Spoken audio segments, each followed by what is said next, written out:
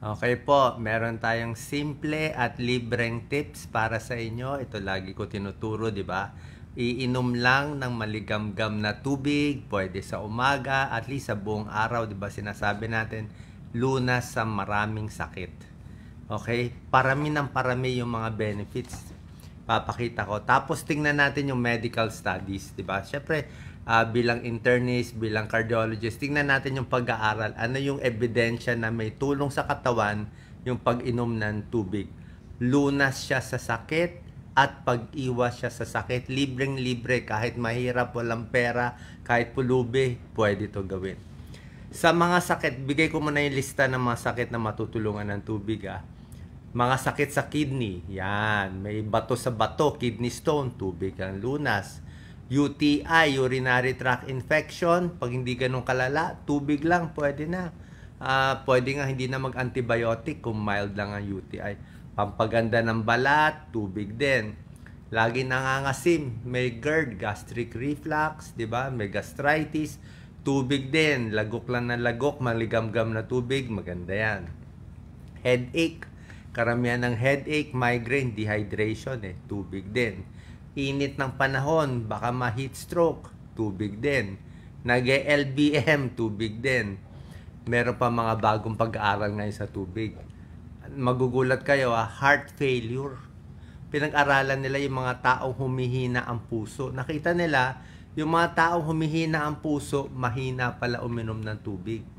Kaya sinasabi ko sa inyo, kukulangin tayo sa 3 baso na tubig or fluid in a day, di ba? Kaya recommended natin 8 baso hanggang 10 baso, pwedeng tubig o pwede ibang liquid kung gusto nyo. Gusto nyo tsaa, kape, sabaw, pwede rin naman yun Kaya lang, mas nakakapayat kung tubig lang, mas healthy. So 8 to 10 glasses of fluid or water in a day, nakakabawas ng heart failure. Bakit? Pag lagi kang dehydrated, 3 baso lang ng fluid o tubig in a day, nahirapan yung puso. Yun ang pag-aaral nila. Nakakapayat din ng tubig. Ang daming benefits At ngayon, may bago pa ulit. Fatty liver disease. Magtataka kayo, fatty liver. Alam niyo ano lunas sa fatty liver? 'Di ba? Bawas taba, 'di ba? Mataas cholesterol, fatty liver. Ang lunas sa fatty liver, tubig din. 7 basong tubig sa isang araw, mas hindi nagpa-fatty liver. Bakit ang daming benefits ng tubig? Bago ko pakita ang medical studies. Una-una kasi yung katawan natin, 60% water yan 60 to 70% tubig tayo. Tapos tayo mismo bilang tao, hindi tayo makakagawa ng sariling tubig. Uulitin ko. Hindi kaya ng katawan natin mag-imbento ng tubig. Kailangan ang tubig nasa pagkain, nasa pakwan, nasa prutas o iniinom mo. So, kailangan mo ma-replenish yung tubig. Bakit mo kailangan ng tubig? Pag transport, pagdala ng mga nutrisyon ng katawan, tubig yan. Para may blood circulation sa dugo, di ba? Hindi lang red blood cell, tubig din yan. Mapunta sa cellula, mapunta sa muscle, tubig din. Maalis ng katawan, maalis ng kidneys, o maalis sa pawis, tubig din yan. At meron din thermoregulation ang tubig. Anong ibig sabihin? Ginagamit din ng katawan yung tubig para mag-adjust tayo. Kung mainit ang panahon, malamig ang panahon, nag-a-adjust yan. So, pag malamig ang panahon, minsan ihi ka ng ihi. Mainit, hindi ka gano'n naiihi. So, ina-adjust. Pero dapat meron kang supply ng tubig. Baga sa kotse, kailangan full tank ka lagi, di ba? Full tank, may tubig ka. Pag kotse, huwag malagyan ng tubig, anong mangyari? Titirik yan, di ba? Simple lang. Bukod dito, tubig kailangan lahat ng organs natin. Hindi nyo ito naisip Laway, tubig din yan para makalunok. Gastric acid, pangtunaw, tubig din yan. Yung sa baga, paghinga, plema, tubig din yan. Pag-ihi, tubig din. Mga joints natin, joint fluid, may tubig din yan. So, lahat yan kailangan ng katawan. Shock absorbers, para ma-protect yung organs natin, di ba? Pag walang tubig, yung organs natin biglang makukulunto yung mga liver natin, tiyan natin, spleen natin. Kailangan mo tubig para solid gumana yung mga organs. Pati liver, gagana pag maraming tubig. Paano niya i-metabolize yung mga gamot na ininom mo o mga toxin kung wala siyang tubig? So, tubig talaga. Okay? Kaya nagtataka ko iba ay uminom. Pero minsan kasi kaya natin hindi uminom ng marami. Anyway, marami talagang pag-aaral yan. Tignan natin itong 6 na claim tungkol sa pag-inom ng tubig sa umaga at tama ba o mali. Tignan natin na. Claim number 1, ang tubig nakaka-rehydrate ng katawan. Napupuno yung hydration, sabi napupuno yung kakulangan ng tubig. Actually, tama to. Kasi tulad nga sinabi ko, pagising natin, madilaw ang ihi, mapanghi, kasi nga buong gabi, hindi ka nakainom ng tubig.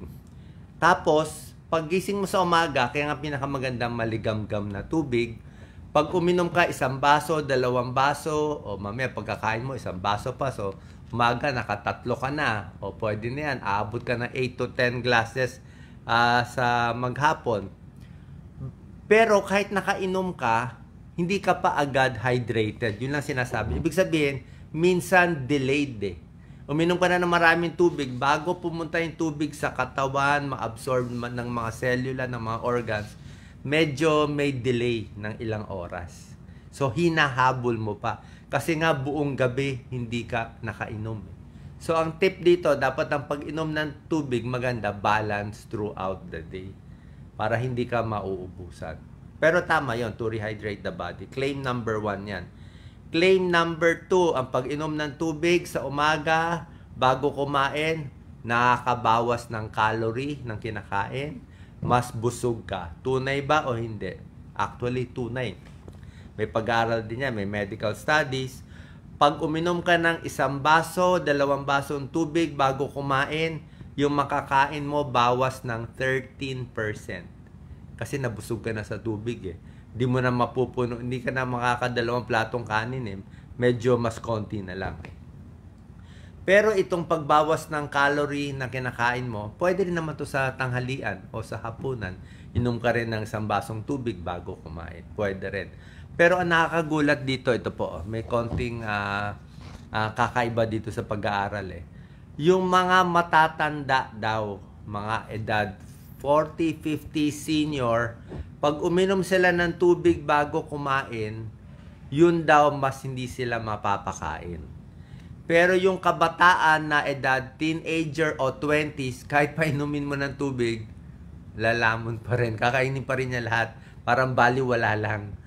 Siguro pag bata, ewan ko siguro, pag bata, kaya pa rin kumain ng kumain Pero kung matanda siguro, baka mas stiff na tong tiyan natin.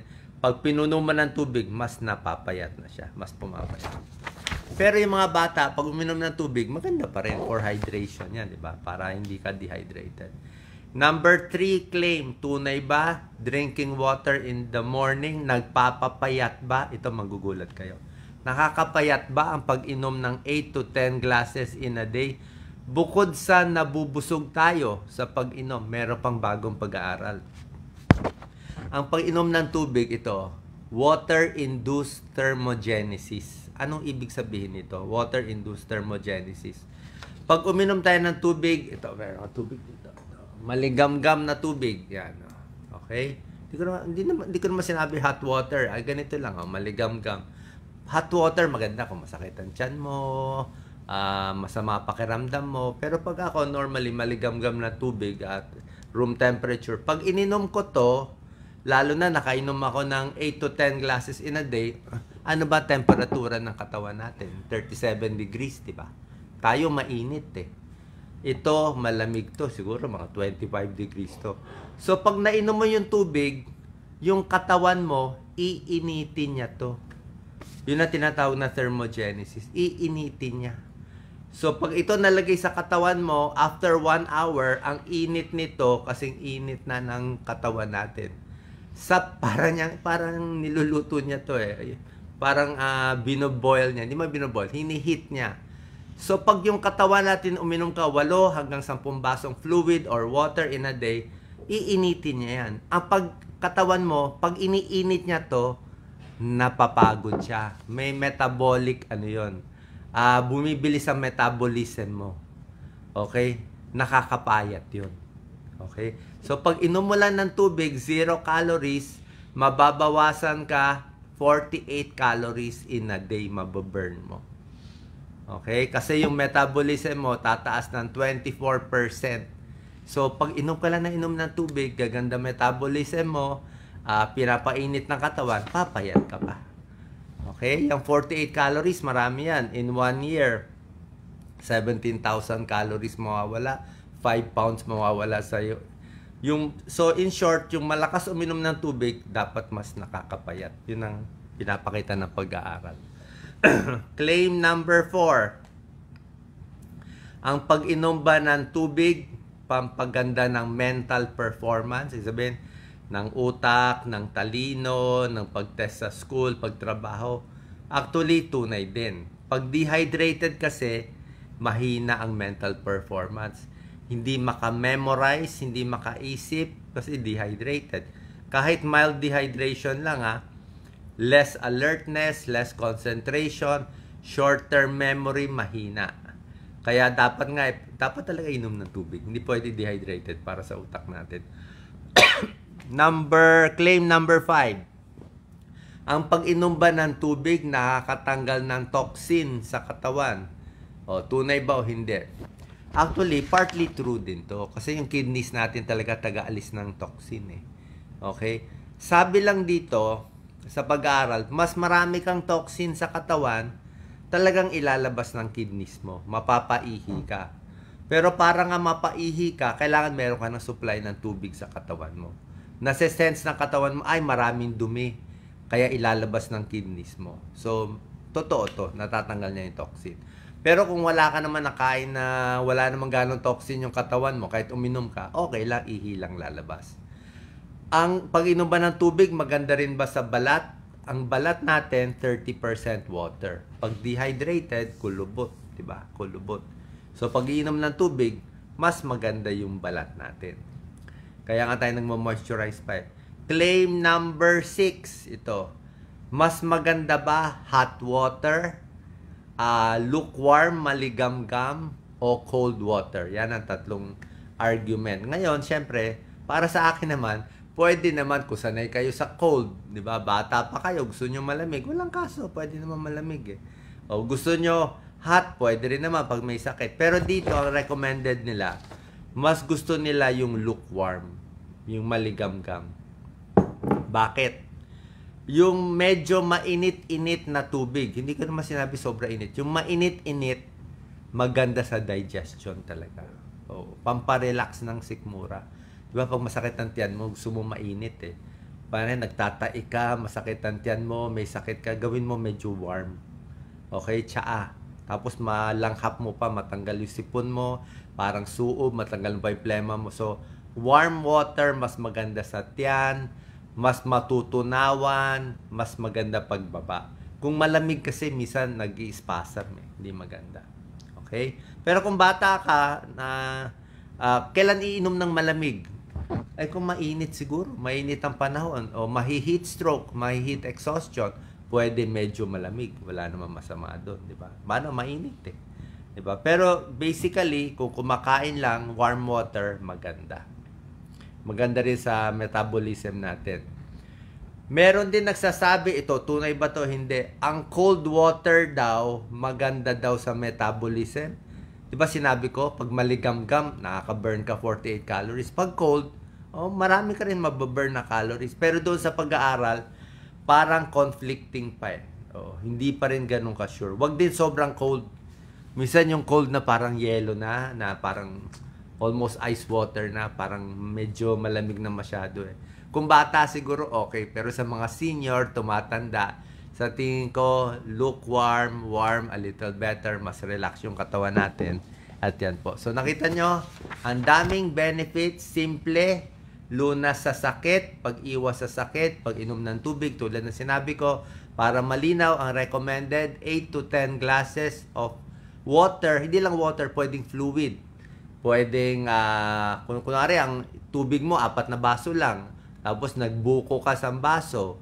O, nag-iced tea ka, nag-soft drinks ka, nag-sabaw ka. O, nagpakwan kang malaki. So, 9 glasses of fluid in a day na yon. Pero syempre, pag puro buko, matamis, soft drinks, maraming calories. Kung ginawa mo na lang tubig yung 8, 8 to 10. Ako mga 8 to 10 ako eh. Kasi lalo na ngayon, no, may konti akong phlegma o basta kailangan ko tubig. May lagnat, tubig din ng solution. Oh. Yun talaga panlaman natin eh, pampabuhay. Diba sinabi ko nga sa inyo, tao pwede mabuhay 40 days, di ba? Walang pagkain, pero pag walang tubig, hindi tayo mabubuhay. 3 araw lang, hindi na mabubuhay ang tao. So, tubig is life. Sana mula dito, matuto tayo sa tamang pag-inom ng tubig, lalo na sa paggising sa umaga. Salamat.